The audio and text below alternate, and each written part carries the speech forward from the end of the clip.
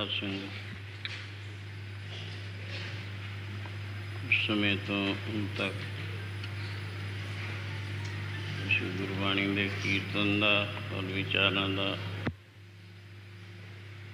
लाभ उठाया है। थोड़ा समा जो करिंदा है उसनों भी सतला करो, शब्दों बोलिया करो, तीन हिस्सों में बोलने की खेचल करो। पहले दास बोलिया करे, फिर सब भाई बोलो, तीसरे पासे सब बीबियाँ गज बज के बोलिया करो।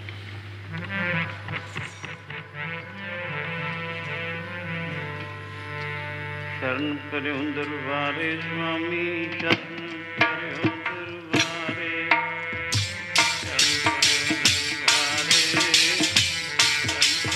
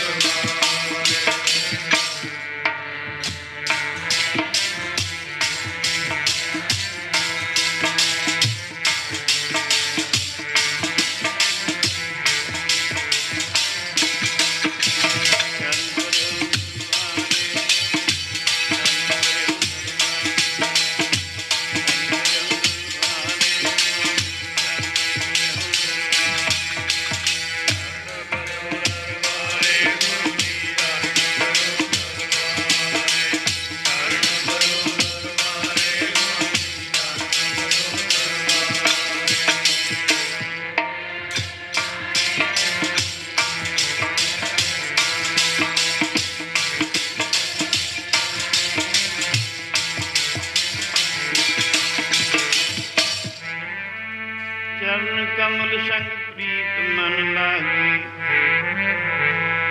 सुरजन मिले प्यारे, नानक अंध कराए हर जप जप, सगले रोग निवारे स्वामी शरण पर्यो दरबारे,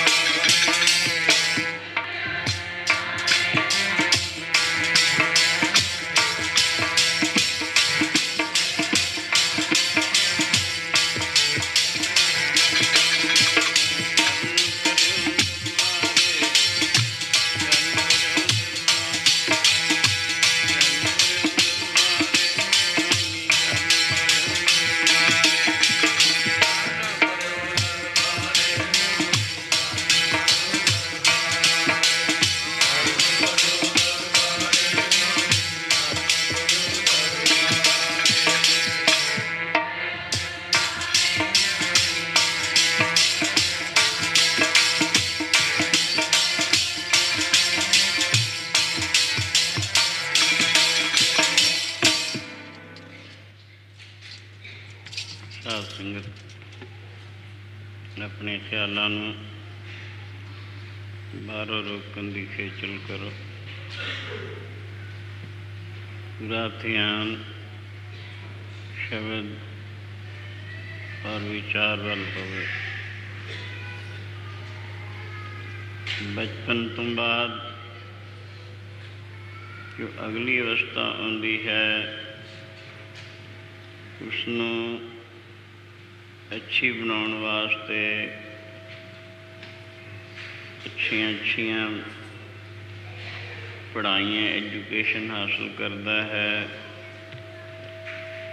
और सियाणा पुरुष अच्छे गुण प्राप्त करता है ताकि आने वाली जिंदगी सुखदाई अच्छी तो शानदार होवे। उस तो बाद युवावस्था आती है।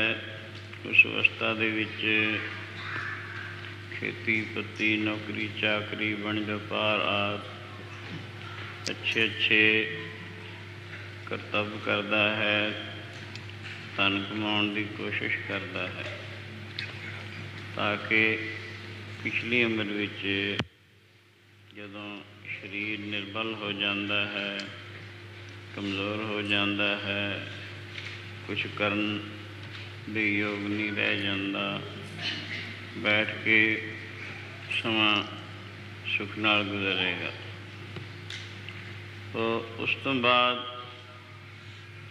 समझदा कुछ नहीं, पर जदों औध पूरी हुंदी है इस तो बाद भी कोई जीवन है, मरद तो बाद भी कोई जीवन है। जिस जीवन में सहेला सुखदाई करने वास्ते या सवारन वास्ते आम लोग तो नहीं जानते, पर सानू गुरु जी शिक्षा दिंदे हैं। जेड़े प्रेमी जो गुरमुख गुरु शरण विच आके इत्थे अपनी जिंदगी विच गुरमत अनुसार नाम दा निशान सतकर्मां दा मजमूआ इकट्ठा करते हैं, वो अगली जिंदगी जिसनों परलोक कहते हैं, आखवत कहते हैं, अगली दुनिया कहते हैं, ਉਹਦੇ ਵਿੱਚ ਵਸਣਾ सौखा है, ਉਹਨੂੰ शानदार बना लेंदा है। इस वास्ते ही हजूर गुरु अर्जन देव महाराज सानू इं शिक्षा देंदे है। इहाँ खाट चलो हर नहाया गे खेला,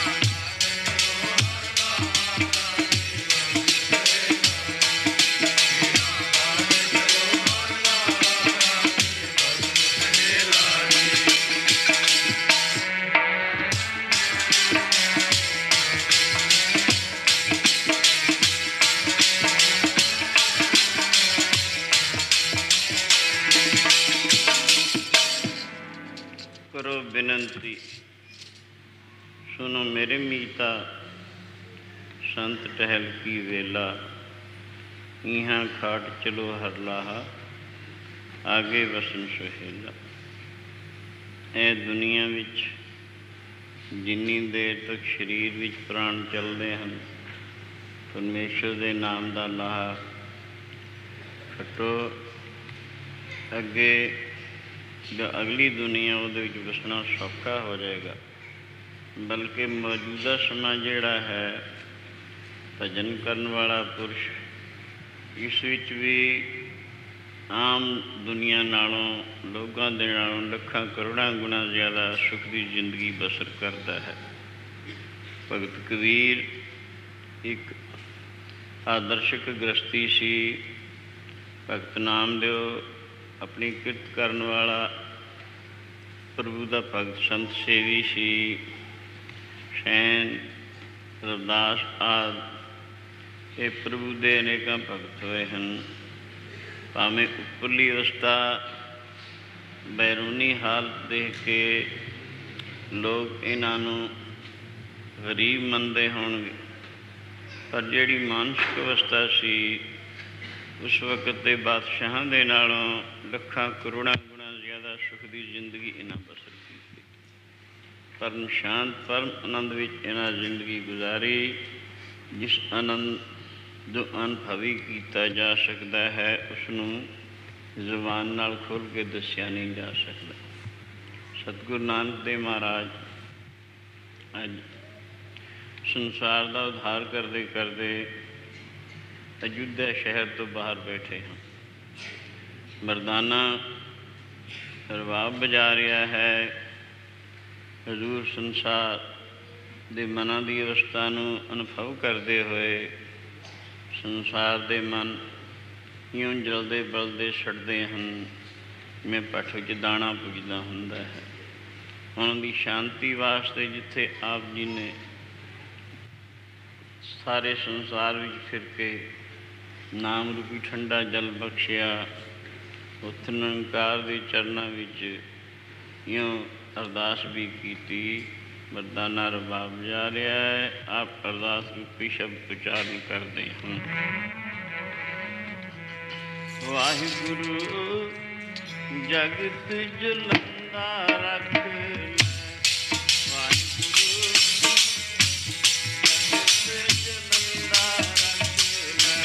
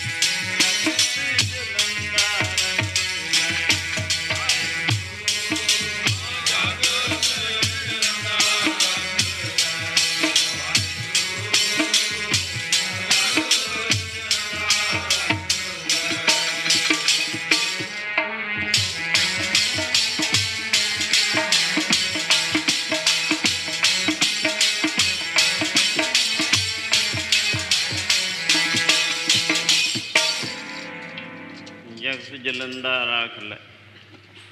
ਆਪਣੀ ਕਿਰਪਾ ਤਹਾਰ, ਜਿਤ ਦੁਆਰੇ ਉਭਰੈ ਤਿੱਤੇ ਲਿਓ ਉਬਾਰ। ਸਤਿਗੁਰ ਸੁਖ ਵਿਖਾ ਲਿਆ, ਸਤਿਗੁਰ ਸ਼ਬਦ ਵਿਚਾਰ। ਹਰ ਬਿਨ ਕੋਇ ਨ ਦਿਸੈ, ਨਾਨਕ ਕੋਇ ਨ ਸੂਝਈ, ਹਰ ਬਿਨ ਬਖਸ਼ਨਹਾਰ। ਇਉਂ ਗੁਰੂ ਬਾਬਾ ਜੀ ਨੇ ਬਾਰ ਬਾਰ ਅਲਾਪ ਕੇ ਸ਼ਬਦ ਦਾ ਉਚਾਰਨ ਕੀਤਾ। ਮਰਦਾਨੇ ਨੇ ਰਬਾਬ ਵਜਾਇਆ। ਸੰਸਾਰ ਦੇ ਮਨਾਂ ਦੀ ਹਾਲਤ ਬਾਬਾ ਦੇਖੇ ਧਿਆਨ ਧਰ, ਜਲਤੀ ਸਭ ਪਿਰਥੀ ਦਿਸ ਆਈ। ਬਾਬਾ ਸੰਸਾਰ ਦੀ ਮਾਨਸਿਕ ਹਾਲਤ ਨੂੰ ਅੰਦਰੋਂ ਨਿਗਾਹ ਮਾਰ ਕੇ ਵੇਖਦਾ ਹੈ। ਸਾਰੇ ਸੰਸਾਰ ਦੇ ਮਾਨੀਓ ਛੱਡਦੇ ਬਲਦੇ ਜਲਦੇ ਨਜ਼ਰ ਆ ਰਹੇ ਹਨ, ਜਿਵੇਂ ਭੱਠ ਵਿੱਚ ਦਾਣਾ ਪੁੱਜਦਾ ਹੈ। ਇਉਂ ਇੱਕ ਦਫਾ ਗੁਰੂ ਅੰਗਦ ਦੇਵ ਦੂਸਰੇ ਪਾਤਸ਼ਾਹ ਮਹਾਰਾਜ ਦੀ ਹਜ਼ੂਰੀ ਵਿੱਚ ਕੁਝ ਸਿੱਖਾਂ ਨੇ ਅਰਦਾਸ ਕੀਤੀ। ਗਰੀਬ ਨਵਾਜ਼, ਮਨ ਹਰ ਵਕਤ ਹੀ ਜਲਦਾ ਬਲਦਾ ਸੜਦਾ ਰਹਿੰਦਾ, ਇਸ ਦਾ ਕੋਈ ਉਪਾਅ, ਇਸ ਦਾ ਕੋਈ ਯਤਨ, ਇਸ ਦਾ ਕੋਈ ਸ਼ਾਂਤ ਕਰਨ ਦਾ ਤਰੀਕਾ। ਗੁਰੂ ਜੀ ਨੇ ਦ੍ਰਿਸ਼ਟਾਂਤ ਦੇ ਕੇ ਫਰਮਾਨ ਕੀਤਾ, ਇੱਕ ਬਣ ਹੈ, ਉਸ ਬਣ ਵਿੱਚ ਬਹੁਤ ਕਿਸਮ ਦੇ ਜਾਨਵਰ ਰਹਿੰਦੇ ਹਨ। ਉਸ ਦੇ ਨਜ਼ਦੀਕ ਇੱਕ ਠੰਡੇ ਜਲ ਦੀ ਨਦੀ ਵਗਦੀ ਹੈ।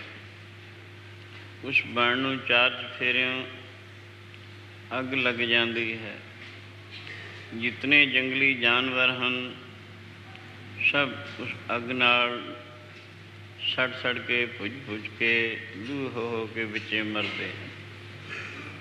ਕੋਈ ਪੁਰਸ਼ਾਰਥੀ ਜਾਨਵਰ ਉਸ ਸੜਦੀ ਬਲਦੀ ਅੱਗ ਵਿੱਚੋਂ ਛਾਲਾਂ ਮਾਰ ਕੇ ਨਜ਼ਦੀਕ ਹੀ ਜੋ ਕਿ ਠੰਡੇ ਜਲ ਦੀ ਨਦੀ ਵਗਦੀ ਹੈ, ਉਹ ਚੁੱਭੀਆਂ ਲਗਾਉਂਦਾ ਹੈ, ਉਹ ਸ਼ਾਂਤ ਪ੍ਰਾਪਤ ਕਰਦਾ ਹੈ। ਬਾਕੀ ਤਾਂ ਸਾਰੇ ਹੀ ਉਸ ਅੱਗ ਵਿੱਚ ਸੜ ਕੇ ਲੂਹ ਹੋ ਕੇ ਦੁਖੀ ਹੋ ਕੇ ਮਰ ਜਾਂਦੇ ਹਨ। ਇਸੀ ਤਰ੍ਹਾਂ ਸੰਸਾਰ ਇੱਕ ਬਣ ਹੈ। ਇਸ ਦੇ ਵਿੱਚ ਜਿਤਨੇ ਆਦਮੀ ਮਾਨੋ ਬਣ ਦੇ ਜੰਗਲੀ ਜਾਨਵਰ ਹਨ, ਇਸ ਨੂੰ ਕਾਮ ਕ੍ਰੋਧ ਹੰਕਾਰ ਦੀ ਅੱਗ ਲੱਗੀ ਹੋਈ ਹੈ, ਜਿਸ ਕਰਕੇ ਮਨ ਜਲਦੇ ਬਲਦੇ ਸੜਦੇ ਨਜ਼ਰ ਆਉਂਦੇ ਹਨ।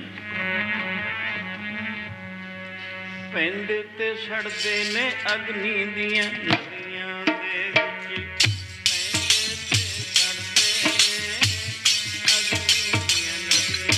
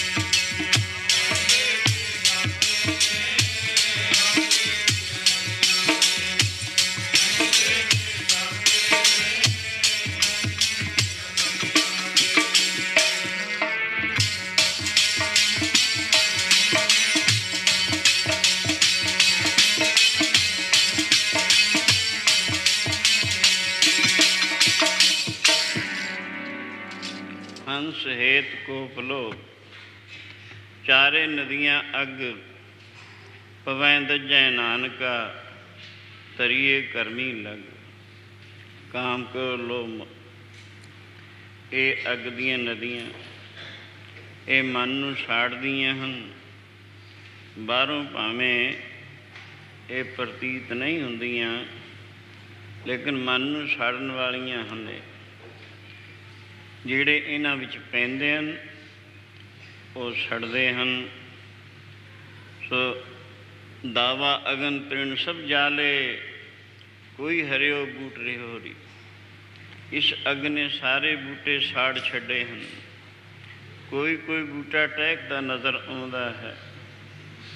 ਇਸ ਤੋਂ ਬਚਣ ਵਾਸਤੇ ਇਨਸਾਨ ਧਨ ਦੀ ਇਕੱਤਰਤਾ ਕਰਨ ਦੀ ਕੋਸ਼ਿਸ਼ ਕਰਦਾ ਹੈ। ਉਹ ਬਹੁਤ ਸਾਰੇ ਅੱਛੇ ਅੱਛੇ ਮਕਾਨਾਤ ਬਣਾਉਣ ਦੀ ਕੋਸ਼ਿਸ਼ ਕਰਦਾ ਹੈ।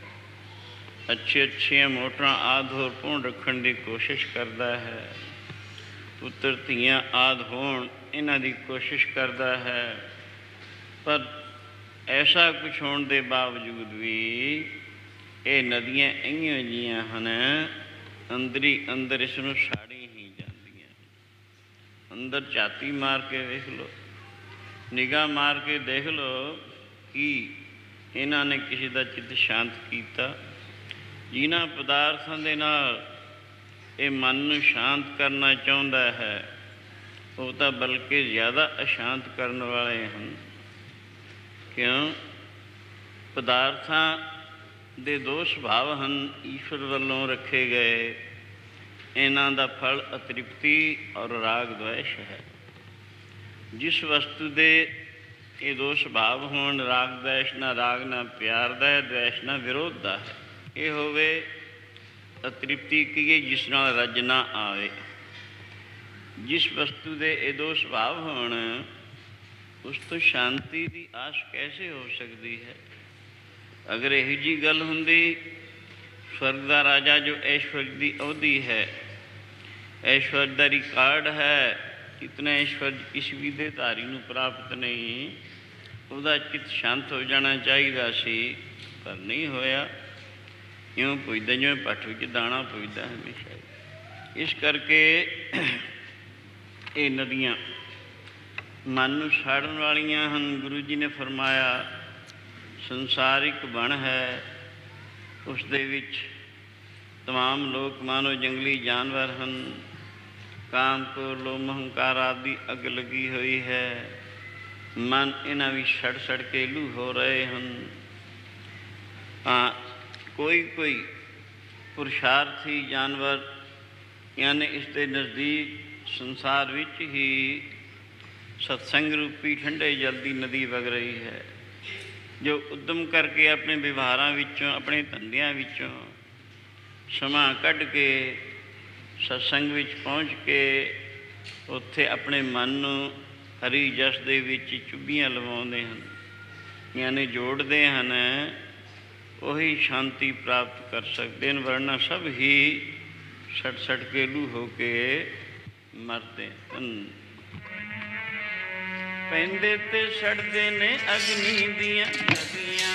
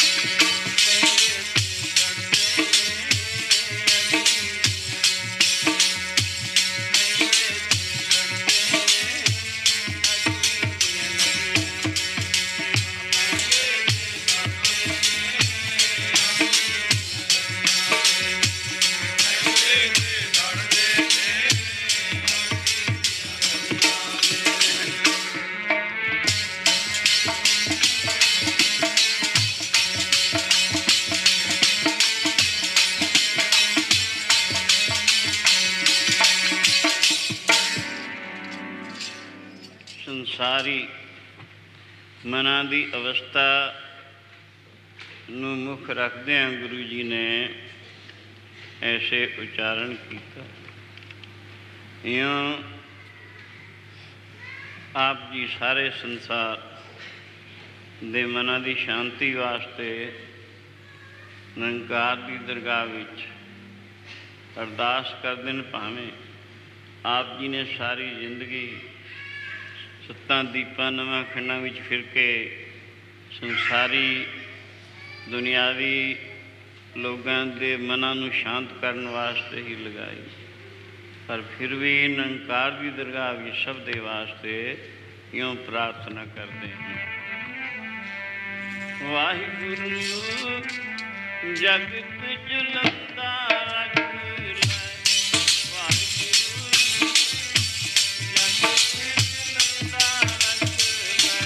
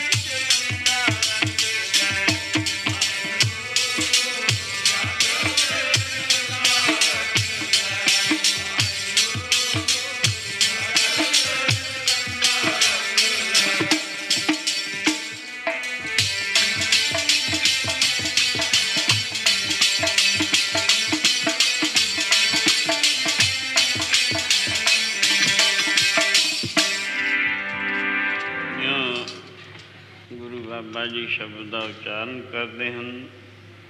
ਮਰਦਾਨਾ ਰਬਾਬ ਜਾ ਰਿਹਾ। ਸ਼ਹਿਰ ਵਿੱਚ ਪਤਾ ਲੱਗਾ ਸੰਗਤਾਂ ਨੇ ਗੁਰੂ ਬਾਬਾ ਜੀ ਦੇ ਦਰਸ਼ਨਾਂ ਵਾਸਤੇ ਵਹੀਰਾਂ ਪਾ ਦਿੱਤੀਆਂ। ਬੇਅੰਤ ਸੰਗਤ ਇਕੱਠੀ ਹੋ ਗਈ ਪਲੋ ਪਲੀ ਦੇ ਵਿੱਚ, ਜਿਨ੍ਹਾਂ ਵਿੱਚ ਬਹੁਤ ਸਾਰੇ ਵਿਦਵਾਨ ਪੰਡਤ ਵੀ ਸਨ। ਉਹਨਾਂ ਆ ਕੇ ਬਚਨ ਸ਼ੁਰੂ ਕੀਤਾ, ਮਹਾਰਾਜ ਅਯੁੱਧਿਆਪੁਰੀ ਇੱਕ ਦਫਾ ਸਵਰਗ ਨੂੰ, ਇੱਕ ਦਫਾ ਬੈਕੁੰਠ ਨੂੰ ਜਾ ਚੁੱਕੀ ਹੈ। ਸਵਰਗ ਨੂੰ ਤਾਂ ਰਾਜਾ ਹਰੀ ਚੰਦ, ਜਿਸ ਨੇ ਇਤਨਾ ਮਹਾਨ ਪੁੰਨ ਕੀਤਾ, ਆਪਣਾ ਸਭ ਕੁਛ ਹੀ ਕੁਰਬਾਨ ਕੀਤਾ, ਇਤਨੀਆਂ ਤਕਲੀਫਾਂ ਸਰੀਰ 'ਤੇ ਝੱਲੀਆਂ, ਸੋ ਅਖੀਰ ਇਤਨੇ ਕਸ਼ਟ ਧਰਮ ਦੇ ਵਾਸਤੇ ਝੱਲ ਕੇ ਇਹ ਵਰ ਲੈ ਲਿਆ मैं सारी अयोध्यापुरी समेत स्वर्गां नूं जावां। सो उस मौके सारी अयोध्यापुरी नूं स्वर्गां नूं लै गया सी। दूसरी दफ़ा श्री रामचंद्र जी विष्णु का अवतार, राजे दशरथ के पुत्र, ये अयोध्या के राजा सन। ये भी अयोध्यापुरी नूं बैकुंठ नूं लै गए। हाँ, राम कथा जुग जुग अटल, सबको पाक्त नेत, सुरगवा सर्ग पर करा सगरी पुरी समेत, ऐसे कथन आउंदा है। इयों 2 दफ़ा स्वर्ग और बैकुंठ नूं जा चुके राजा हरिचंद। सतयुग दे वेले होया। भाई साहब भाई गुरदास इसका सारा हाल थोड़े अखरां विचों लिखते हैं। सुख राजे हरिचंद कर, नास उतारा लोचन राणी, साध संगत मिल गावंदे, राती जाए सुने गुरबाणी। पिछों राजा जागया, अद्धी रात निखंड विहाणी, राणी दिस न आवई, मन विच वरत गई हैरानी। होर तां राती उठ के चलिया पिछे तल जुआणी, राणी पहुती संगती, राजे खड़ी खड़ाओ निशानी। मेरे साध संगत आराध्या, जोड़ी जुड़ी खड़ाओ पुराणी। राजे डिठा चलत ए खड़ाम है चोज विडाणी, साध संगत विटों कुर्बानी। यानी ये सारा हाल इसका भाई गुरदास जो गुरु कर दे वेद व्यास बने हैं, उन्होंने लिखिया है।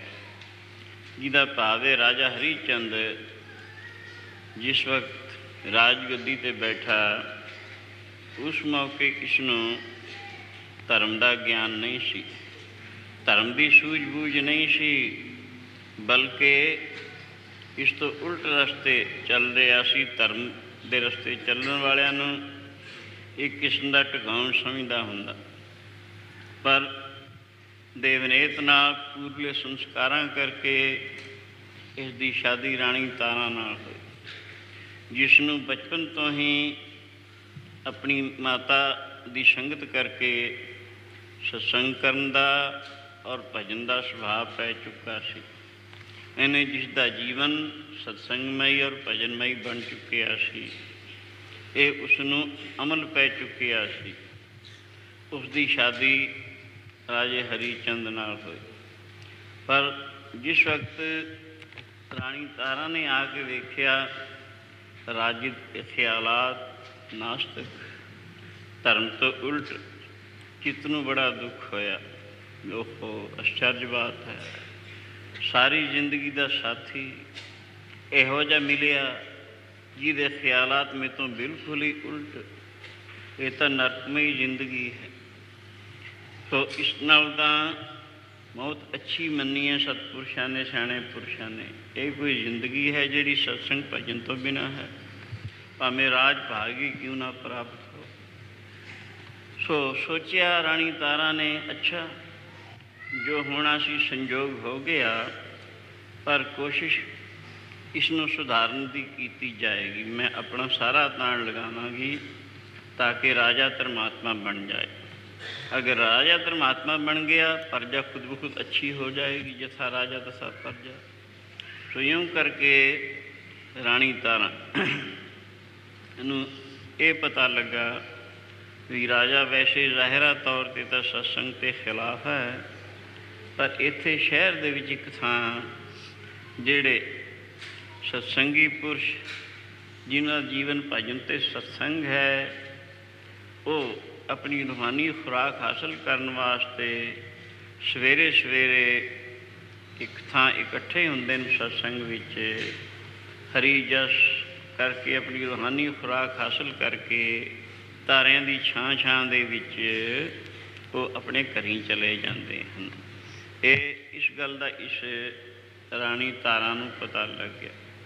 इसकी बाबत ही भाई गुरदास जी दसदे हैं, सुखराजी हरिचंद नारसु तारा लोचन राणी, साध संग मिल गामदे, राती जाए सुने गुरबाणी। इसने भी क्योंकि राजा का ख्याल अजे धर्मात्मा नहीं सी। उस तो चोरी सत्संग विच जाना शुरू कर दिता। प्यारे जी राणी राजे चंद, प्यारे जी राणी राजे चंद,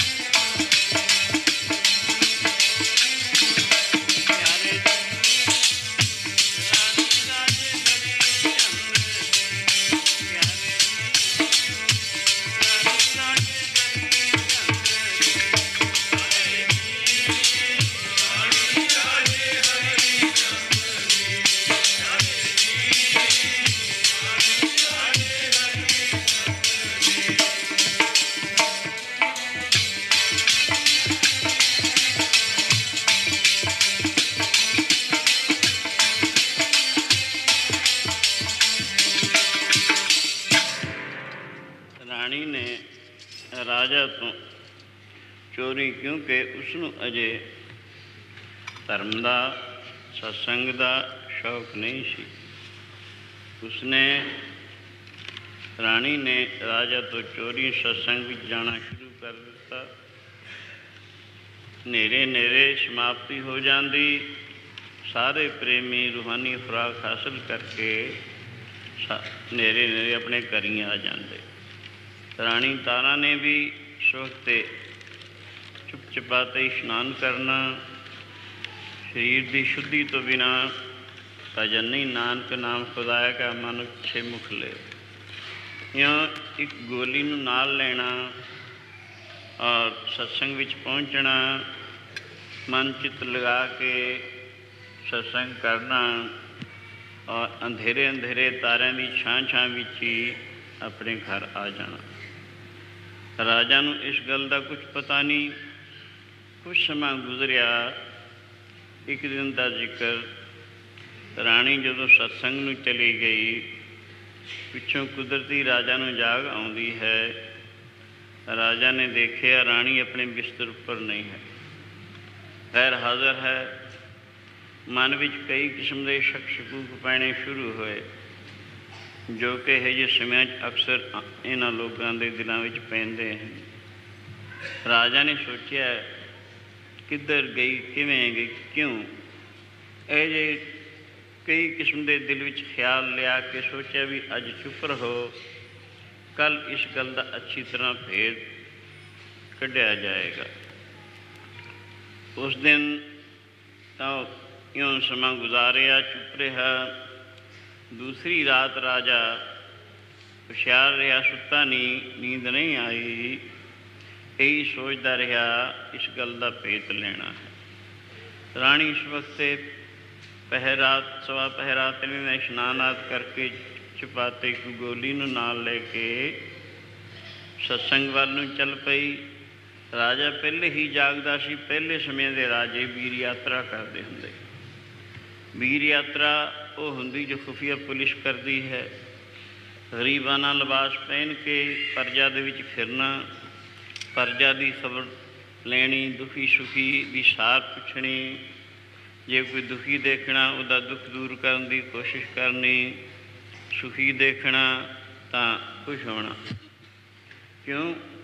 तदे ही न्याय हो सकता सी जो ऐसी सार अपनी प्रजा की रखी जाए। सो यूँ राजा झट ही गरीबाना लिबास पहन के पिछे चल पैंदा ताकि मैनू ये पछाण ना सकन। आहिस्ता आहिस्ता राणी अपनी गोली के समेत सत्संग जिथे हरि कीर्तन हो रहा है अपने इष्ट देव के अगे सारे प्रेमी बैठे हैं। एक पासे भाई लोग बैठे हैं, एक तरफ माई लोग बैठे हैं। सिद्ध एक रस सब दियाँ सुरतां सब दे ख्याल टिके हैं। समाधिष्ट अवस्था विच हरि कीर्तन का आनंद मान रहे हैं, यानी समाधि विच चित्त बिरती नोदा समाधि। यूँ राणी भी अपने इष्टदेव नूं प्रभु नूं नमस्कार करके माई लोगों विच बैठ गई। पिछे उसकी गोली बैठ गई। जुत्ते सब बाहर ला के आउंदे हुंदे हैं। उस दिन राणी वो जुत्ता पहन के आई सी। दो जुत्ते, एक राणी नूं एक राजा नूं कोई प्रेमी खास तौर पर सुगात के तौर पर बनवा के लिया सी। वो जुत्ता सी। राजा ने पहचान लिया। ये देख के भी आई तो बड़े चंगे थां है, पर मेरी इजाज़त तो बिना क्यों? यूँ उहदे चित्त विच कुछ रंज होर सारे कई किस्म के ऐसे वैसे शक शकूकता दूर हो गए। राजा ने अंदर झाती मारी कि शक्ल विच प्रेमी बैठे सन। बोलता कोई नहीं सी, रौले का नाम निशान नहीं सी, किसी वाल कोई तकदा नहीं सी। एक रस सीधे कमर विच किसी दे विंग नहीं है। बिरतियाँ टिकियाँ हरी जस विच जुड़ियाँ समाध अवस्था विच जिसनूं कहते हैं, उस अवस्था दे विच बैठे हरि कीर्तन का आनंद माण रहे हैं। इउं दसदे हैं, सो रस सोई जाने सहज समाध लगी।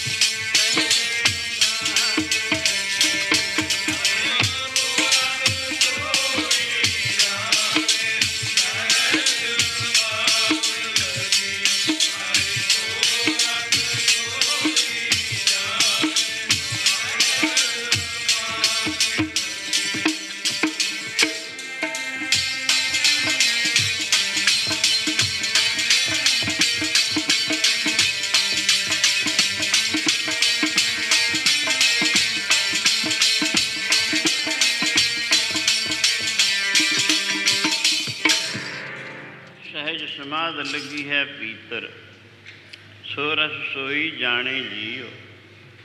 समाध चित्त दीआं चार बिरतियां हैं, राजसी बिरती, तामसी बिरती, शांत की बिरती, ब्रह्माकार बिरती। इन्हां दा वेरवा किवें है? राजसी बिरती इन्हें जदों मन दे विच इस्त्री, पुत्र, धन, जायदाद, दुनियावी पदार्थों के ख्याल उठते रहते हैं, इनकी प्राप्ति आदि यतन, सो इन्हां विच ही मन परचिया रहिंदा है, इन्हां ख्यालों की कल्पना करता रहिंदा है। इसनूं राजसी बिरती कहते हैं। जिग्यासू ने यह भी त्यागनी। दूसरी तामसी बिरती है, जदों मन दे विच क्रोध, ईरखा, चिंता यह जे फुरने उठते रहते हैं, इनू तमोगुणी बिरती या तामसी बिरती कहा जाता है। तो प्रत्यक्ष ही दुख रूप है, जिदे चित्त विच यह जे ख्यालात उठण उत्थे शांति का नाम निशान किते। तीसरी बिरती है शांत की बिरती या सतोगुणी बिरती। उहदे विच वैराग, एकाग्रता और शांति होया करती है। दुनिया के ब्रह्मलोक तक के पदार्थ उन्होंने असत जड़ दुख रूप जान के उन्होंने बिरती उची करनी, इनू वैराग कहते हैं। एकाग्रता भजन दे विच मन का अस्थित होना, एकाग्र होना, लिवलीन होना। सो इस लिवलीन होने करके मन अवश्य शांत होया करता है। मन दे विच राजसी तामसी बिरतियां जदों ना उठण, बाणी विच मन लग्या है, कीर्तन विच मन लग्या है, सिमरन विच मन लग्या है, इस तरीके से जदों मन सतोगुणी बिरती जदों इसनूं प्राप्त है, ये सतोगुणी बिरती कहलाउंदी है, सुख स्वरूप है। इस तो अगे चौथी बिरती ब्रह्माकार बिरती है।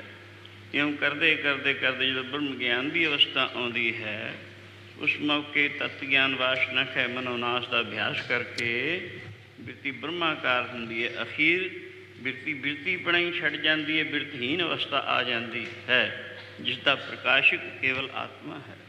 सो यूँ करके ये बिरती जिग्यासू नूं पहले रजोतम बिरतियों नूं दूर करना है, सतोगुण बिरती नूं प्रधान करना है, उसके आसरे फिर ब्रह्माकार बिरती आउंदी हुंदी है। इत्थे जदों सत्संग विच बैठ के मन हरि कीर्तन विच जुड़िया है और सारे संकल्प छड्डे हैं, बिरती यानी हरि जस विच लीन है, उस मौके यह जी अवस्था होंदी है, शरीर की दिशा भी भुली होंदी है, नेड़े तेड़े जो कुछ हुंदा है वो भी भुलिया हुंदा है, संसार भी भुलिया हुंदा है, दुनिया के दुख सुख सब भुले हुंदे हैं। केवल बिरती जिहड़ी है हरि जस विच लग के शांत रूप होया करती है। ये समाध रूप अवस्था इसनूं कथन कीता है। सारे प्रेमियों सह समाध लगी है भीतर, सो रस सोई जाने जियो। जिसनों ये अवस्था प्राप्त होवे वही जान सकता है। गूंगे की मिठाई वाली हालत है। गूंगे नूं मिठाई खवाओ, पुछो, दसण नूं जबान नहीं। इसी तरह इस अवस्था नूं जबान करके इसी तरीके से दस्या नहीं जा सकता, कथन नहीं किया जा सकता, लेकिन अनुभव किया जा सकता है। इस वास्ते ही गुरु जी ने ऐसा फरमान किया।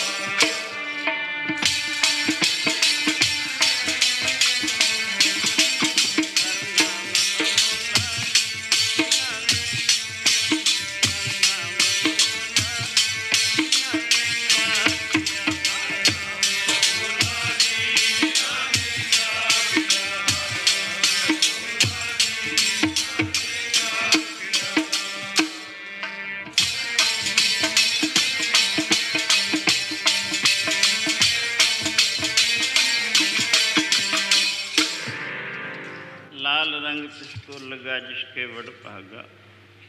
मैला कदे न होवे ना लागे दागा। पर पाया सुखदाइया मिलिया सुख पाए। सह समाना पीतरे छोड़िया ना जाए। सो जाने जिन चाख्या हर नाम अमोला। कीमत कही न जाइया क्या कह मुख बोला। हरस का तू चाखें साध चाख तो होए रहें विस्माद। हरस की कीमत कही न जाए। हरस साधु हाट समाए। इस आनंद ਨੂੰ ਉਹੀ ਜਾਣਦਾ ਜੋ ਇਸ ਨੂੰ ਪ੍ਰਾਪਤ ਕਰੇ। ਜਿਉਂ ਸਾਰੀ ਸੰਗਤ ਸਤ ਵਿੱਚ ਬੈਠੀ ਆਪਣੇ ਪ੍ਰਭੂ ਦੀ ਹਜ਼ੂਰੀ ਵਿੱਚ ਸਤੁਗੁਣੀ ਬਿਰਤੀਆਂ ਸ਼ਾਂਤ ਬਿਰਤੀਆਂ ਹਨ। ਸਹਿ ਸਮਾਧ ਦੇ ਵਿੱਚ ਆਨੰਦ ਮਾਣ ਰਹੇ ਹਨ। ਰਾਜਾ ਨੇ ਅੰਦਰ ਝਾਤੀ ਮਾਰੀ। ਉਹ ਸਤੋਗੁਣੀ ਦਾ ਅਸਰ, ਕਿਉਂਕਿ ਪਰਮਾਣੂਆਂ ਵਿੱਚ ਵੀ ਅਸਰ ਹੋਇਆ ਕਰਦਾ ਹੈ, ਸੋ ਉਹਦਾ ਅਸਰ ਰਾਜਾ ਦੇ ਮਨ ਦੇ ਉੱਪਰ ਵੀ ਪਏ ਬਿਨਾਂ ਰਹਿ ਨਾ ਸਕਿਆ।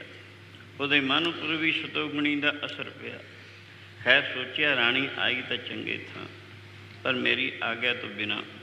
ਖੈਰ ਇਹ ਜਾਣ ਕੇ ਉਸਨੇ ਉਸਦੇ ਜੁੱਤੇ ਨੂੰ ਪਹਿਚਾਣਿਆ ਵੀ ਫਲਾਂ ਸ਼ਖਸ ਲਿਆ ਸੀ। ਇੱਕ ਪਾਂਗ ਜੁੱਤੇ ਦੀ ਉਠਾ ਲਈ, ਉਠਾ ਕੇ ਰੁਮਾਲ ਵਿੱਚ ਲਪੇਟ ਕੇ ਲਿਆ ਕੇ ਰਾਜਾ ਤੋਂ ਉੱਥੇ ਮੁੜਿਆ ਆ। ਆਪਣੇ ਖਾਸ ਥਾਂ ਕਿਤੇ ਲੁਕੋ ਕੇ ਰੱਖ ਦਿੱਤਾ। ਇਸ ਬਹਾਨੇ ਪੁੱਛਿਆ ਜਾਏਗਾ। ਜਦੋਂ ਇੱਧਰ ਸਮਾਪਤੀ ਹੋਈ ਹਰੀ ਕੀਰਤਨ ਦੀ ਅਰਦਾਸ ਤੋਂ ਬਾਅਦ, ਸਾਰੀ ਸੰਗਤ ਆਪਣੇ ਆਪਣੇ ਜੁੱਤੇ ਪਹਿਨਣ ਲੱਗੀ। ਅੱਜ ਪਹਿਲਾ ਦਿਨ ਹੈ। ਰਾਣੀ ਦਾ ਜੁੱਤਾ ਗੈਰ ਹਾਜ਼ਰ ਹੈ, ਗੁੰਮ ਹੈ। ਭਾਵੇਂ ਉਹਦੇ ਵਿੱਚ ਬਹੁਤ ਕੀਮਤੀ ਹੀਰੇ ਆਦਿ ਜੜੇ ਹੋਏ ਸਨ, ਅਤੇ ਇਹਨਾਂ ਗੱਲਾਂ ਦੀ ਪਰਵਾਹ ਤਾਂ ਕੋਈ ਨਹੀਂ ਸੀ। ਤਾਂ ਰਾਣੀ ਨੂੰ ਇਸ ਗੱਲ ਦਾ ਖਿਆਲ ਜ਼ਰੂਰ ਸੀ, ਅਗਰ ਰਾਜਾ ਨੇ ਇਸ ਜੁੱਤੇ ਦੇ ਬਹਾਨੇ ਮੈਨੂੰ ਸਤਸੰਗ ਤੋਂ ਰੋਕ ਦਿੱਤਾ, ਮੈਂ ਤਾਂ ਉਸ ਦਾ ਸੁਧਾਰ ਕਰਨਾ ਚਾਹੁੰਦੀ ਹਾਂ, ਉਲਟਾ ਮੈਨੂੰ ਵੀ ਨੁਕਸਾਨ ਨਾ ਪਹੁੰਚੇਗੀ। ਬਿਹਤਰ ਹੈ ਸਤਸੰਗ ਵਿੱਚੋਂ ਚਾਰੇ ਪਦਾਰਥ ਮਿਲਦੇ ਹਨ। ਤਾਂ ਤੇ ਸਾਰੇ ਪ੍ਰੇਮੀਆਂ ਨੂੰ ਇਕੱਠੇ ਕਰਕੇ ਰਾਣੀ ਨੇ ਫਿਰ ਉਸ ਕਮਰੇ ਵਿੱਚ ਆਪਣੇ ਪ੍ਰਭੂ ਦੀ ਹਜ਼ੂਰੀ ਵਿੱਚ ਇਕੱਤਰ ਕਰਕੇ ਪ੍ਰਾਰਥਨਾ ਕੀਤੀ, ਸਾਧ ਸੰਗਤ ਇਸ ਬਹਾਨੇ ਐਸਾ ਨਾ ਹੋ ਮੇਰਾ ਸਤਸੰਗ ਜਾਂਦਾ ਰਹੇ, ਮੇਰਾ ਜੀਵਨ ਵੀ ਬਰਬਾਦ ਹੋਵੇ। ਮੈਂ ਤਾਂ ਰਾਜਾ ਦੇ ਸੁਧਾਰ ਦੀ ਕੋਸ਼ਿਸ਼ ਕਰ ਰਹੀ ਹਾਂ।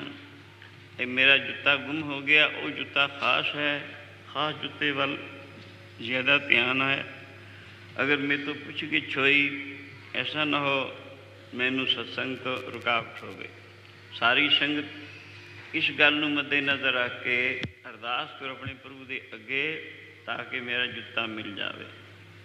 ਸਾਰੀ ਸੰਗਤ ਨੇ ਇੱਕ ਮਨ ਹੋ ਕੇ ਔਰ ਸ਼ਰਧਾ ਦੇ ਨਾਲ ਜੋ ਅਰਦਾਸ ਕਰਨ ਦੇ ਢੰਗ ਹਨ, ਤਰੀਕੇ ਹਨ, ਉਸ ਤਰੀਕੇ ਸੇ ਅਰਦਾਸ ਕੀਤੀ। ਜਦੋਂ ਇੱਕ ਮਨ ਹੋ ਕੇ ਅਰਦਾਸ ਕੀਤੀ, ਫਲ ਕੀ ਹੋਇਆ? ਉਹ ਜੁੱਤਾ ਜੋ ਗੁੰਮ ਸੀ ਦੂਸਰੇ ਜੁੱਤੇ ਦੇ ਮੁਕਾਬਲੇ 'ਚ ਪਿਆ ਦੇਖਿਆ ਗਿਆ।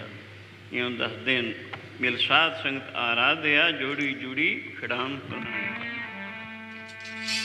ਜੋੜੀ ਜੁੜ ਗਈ ਹੈ ਖਿਡਾਮ ਪੁਰਾਣੀ।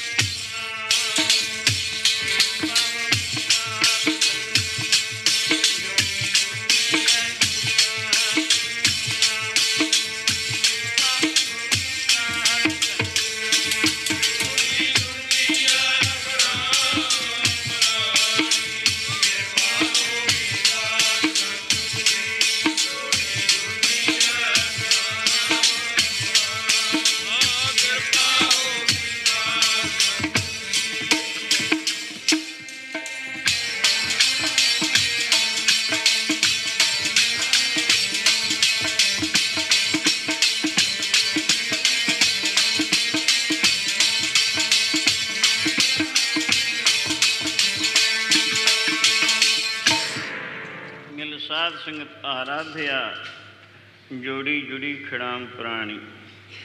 यानी वो जूता पहन के रानी घर आ गई। दिन दे वक्त राजा ने रानी ने पूछया, महारानी ओ एक शख्स फलाना प्रेमी एक जूता मेरे वास्ते तेरे वास्ते लिया सी, मैं वो जूता वेखना चाहना। रानी ने पहन के दिखा दिता। बड़े गौर नाल तकदा है। आप उठा के एक पांग लाया सी, वो भी जाके देखदा है, वो भी उसी तरह हूबहू वैसा ही। कुछ समझ नहीं पैंदी, इत्थे अकल काम नहीं करती। अखीर राजा पुछण लग्या, मैं तेरा जूता उतों उठा लिया सी, सच दस ये किवें पाई, कित्थों तैनूं दूसरा जूता मिलिया? राणी ने कहा, राजन सत्संग करया करो। सत्संग विचों चारे पदार्थ मिलते हैं। सारी हकीकत खोल के दसी। यूँ सत्संग द्वारा अरदास की, अपने प्रभु के अगे बेनती की, जूता मिल गया। तुसीं भी सत्संग कीता करो। सत्संग दे विचों चारे पदार्थ मिलते हैं। धर्म अर्थ काम मोक्ष की प्राप्ति होंदी है। अगर तुसीं सत्संग करोगे सारी प्रजा का भला होएगा, तुहाडा अपना भी भला होएगा। उस दिन तो राजा हरिचंद सत्संग करन लगा। सत्संग करते करते इतना धर्मात्मा होया जिसकी बाबत तकरीबन बहुत सारे दर्शी वगैरह भी देखे होने हैं। अपना सब कुछ ही कुर्बान करता। ये इसकी बाबत अगर लम्मा चौड़ा प्रसंग खोल के सुनाया जाए बहुत वक्त की लोड़ है। इस करके ये कहते हैं पंडित गुरु नानक जी नूं महाराज सतयुग दे वेले राजे हरिचंद ने ऐसा धर्म कमाया, सारी अयोध्या नूं ही स्वर्गलोक नूं लै गया सी। स्वयं ये तो सतयुग दे वेले होया। सो फिर त्रेते युग दे विच श्री रामचंद्र जी विष्णु का अवतार सन, जिन्हां दा निमित्त रावण कुंभकर्ण आदि नूं मारना सी। सो ओ नानक पुरी का उद्धार किया, इं लै गए। गुरु नानक जी ये वचन सुन के कहन लगे, हुण सारी दुनिया ही जा सकती है। उदों तो कली अयोध्या ही गई, सारी दुनिया जा सकती है। तो पंडित हैरान हो के कहन लगे, ये कैसे? गुरु जी कहेंगे, परमेश्वर के भजन के बल करके। परमेश्वर के भजन सारिया शक्तियाँ हैं, जो कुछ चाहता वही कुछ मिल जाता है। इस करके गुरु जी ने उस मौके परमेश्वर के भजन की महिमा कथन की। हुण साध संगत समय नूं देखो, समा आग्या निंदा। इत्थों ये प्रसंग कल फिर शुरू किया जाएगा। हुण रोज़ के सुभाव के मुताबिक पहले आनंद साहब का पाठ करो, उस तो बाद गुरु स्तोत्र, बाद विच एक बन के अरदास भी जुड़ो, फिर हुक्मनामा सुनो, प्रसाद लैके अगला प्रोग्राम सुन के फिर चाले पाने। रामकली महला तीजा आनंद एक ओंकार सतगुर प्रसाद। आनंद पिया सुन मेरी ये माए।